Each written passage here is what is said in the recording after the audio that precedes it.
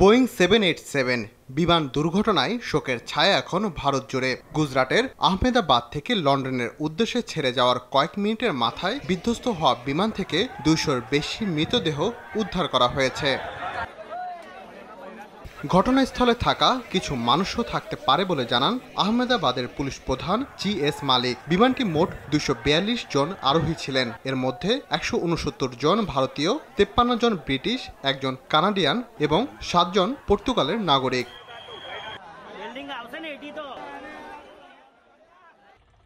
দুর্ঘটনাটি ঘটে দুপুরের খাবারের সময় শহরের বিখ্যাত BM মেডিকেল কলেজের হোস্টেলের ওপর। এতে কয়েকজন শিক্ষার্থীও মারা গেছেন বলে জানিয়েছে ভারতীয় সংবাদ মাধ্যমগুলো।